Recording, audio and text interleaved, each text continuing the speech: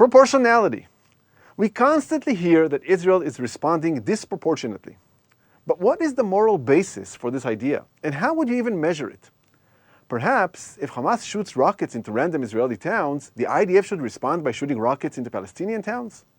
And if Hamas killed, raped, and tortured civilians in their homes, should the IDF reciprocate that?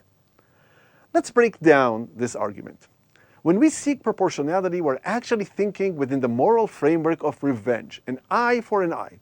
One side must inflict the same pain on the other as that inflicted on him, as if we are directed to achieve some cosmic balance of mutual suffering.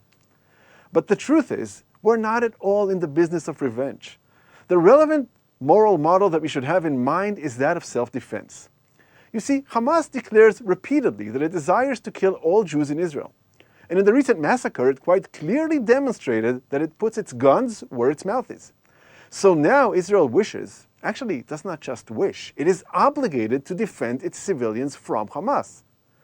The relevant question becomes, what is the moral response in situations of self-defense?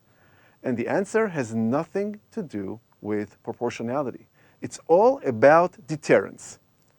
Let's demonstrate this with a simple example. Imagine that Alice, holding a gun, is attacked by Bob, who is armed with a knife. Now, to defend herself, Alice must deter Bob from his murderous intentions. For example, she can yell at him to stop. This is the equivalent of Biden saying assertively to Hezbollah, don't.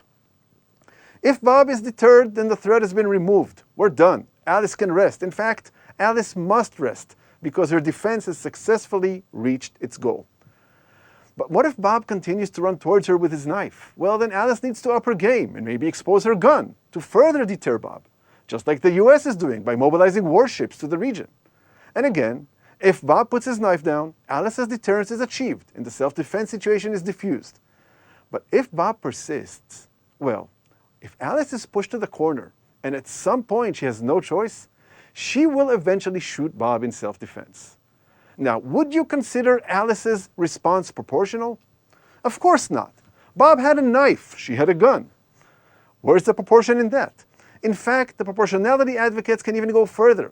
Alice killed Bob, and Bob, he did not even scratch Alice. This is, of course, a ridiculous way of saying that Alice successfully defended herself from Bob. But mainly, it shows that proportionality has zero relevance to situations of self-defense. Alice needs to use the minimal force to stop Bob. And if shooting Bob is the only deterrent, the last resort, then so be it. Hamas, unfortunately, just like Bob, is not so easily deterred.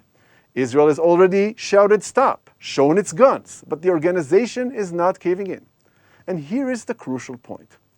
Who is to blame for the dire outcome of the Bob-Alice encounter?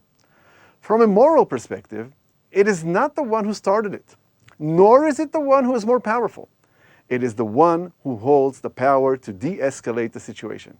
Bob can always drop his knife and avoid getting shot. Alice, the defender, she's not given that choice. True, it is Alice that pulls the trigger, but in essence, it is Bob who decides how far the game will go. Now ask yourself, who holds the power to de-escalate the current conflict?